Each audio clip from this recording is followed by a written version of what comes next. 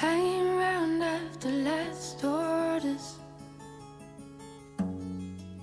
Still so far from home. Hi Capricorn, welcome to your February 2025 horoscope.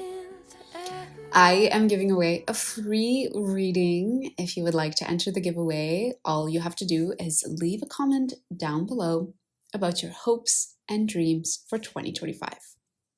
The giveaway is open until February 14th, and I will be announcing the winner in an upcoming video, as well as posting it over on the community tab of my channel.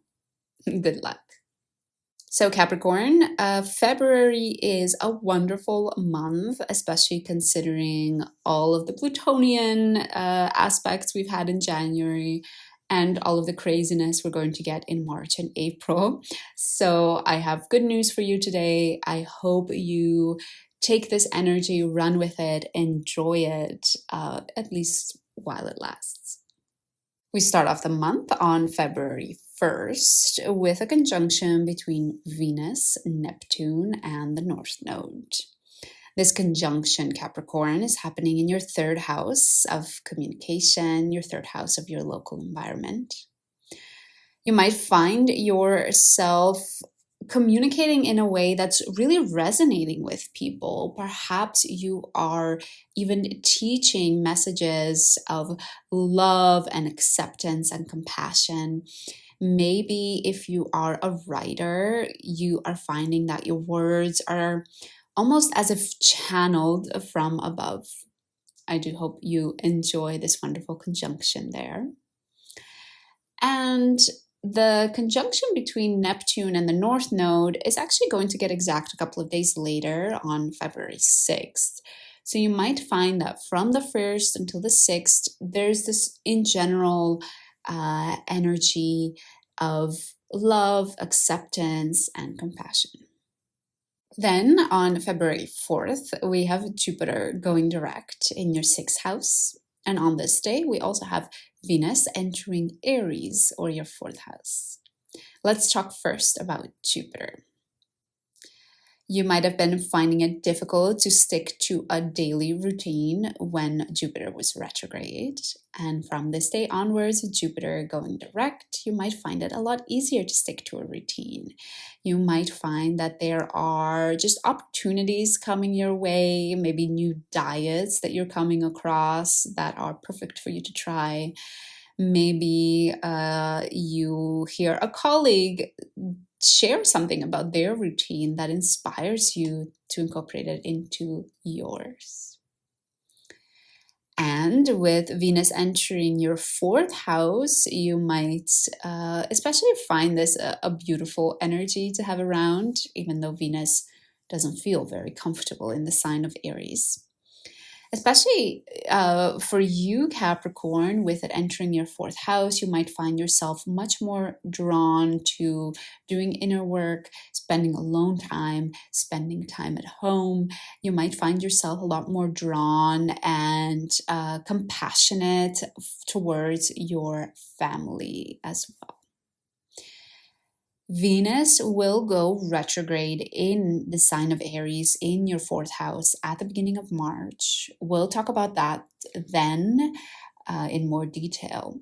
But for now, I want you to just be very observant as to what themes may be coming up when Venus enters Aries. You might find that those themes repeat themselves. They are the themes that are up for reconsideration when Venus goes retrograde in March. Then on February 9th, we have Mars trining Saturn. And for you, Capricorn, this is happening between your 3rd and 7th house. If you have been experiencing any frustrations with your partner in the last 2 months, it could be because of Mars retrograde there in your 7th house. But on this day, you might find that these frustrations, these maybe power struggles that you've been facing with your partner are helping you in some way develop your communication skills, are helping you learn how to communicate in a more effective way, steering you in the right direction so you learn how to really express what you're feeling and thinking. Then on February 12th, we have a full moon in Leo in your 8th house. This full moon is squaring Uranus in your 5th house. So be very careful not to do anything sudden, anything irrational that you might regret later. And especially because Uranus is in your 5th house, be very careful not to overdo pleasureful activities and not to overdo the fun activities, because sometimes too much of a good thing can indeed be a bad thing. But because this is a full moon in your 8th house, you might be reaping what you sowed when it comes to your intimate life, your vulnerable life. If you have not been vulnerable with somebody and you haven't been able to get that trust going, you might start to see consequences of that. Maybe you've been vulnerable with the wrong people, opening yourself up too much. You might also see consequences of that. So this full moon, I mean, there's a lot that we can say. I am going to do a dedicated full moon horoscope coming up very soon. So if you want to catch that one, make sure you subscribe. On February 18th, we have the sun entering Pisces, or your 3rd house. From this day onwards, for about a month, you might find yourself much more inspired, much more oriented around communication. You might find yourself thinking about this a lot more. And because the 3rd house also represents your local community, you might find that you're getting more involved with your local community, volunteering, helping out your neighbors and your siblings. So this could be an area of focus, and specifically an area that brings you energy during the upcoming month. On February 24th, Mars will go direct in your 7th house. And I think Capricorn, you will probably be very happy about this, especially if you have been facing struggles in your partnerships. Maybe things have been frustrating in your partnership. Maybe things with your partnership have been making you a little bit more angry than usual. And this could also represent with your partner struggling and them having a more difficult time. So with Mars going direct, you might find that things start to open up a little bit more, start to flow, action. You can take actions, you can express yourself a little bit better. Things might be lightening up for your partner as well. And finally, we reach February 28th, which is a new moon in the sign of Pisces. This, again, Capricorn is your 3rd house. This new moon, we have a lot of planets, a lot of action in your 3rd house. Of course, we have the sun and the moon, but we also still have Saturn, Neptune, and the North Node there.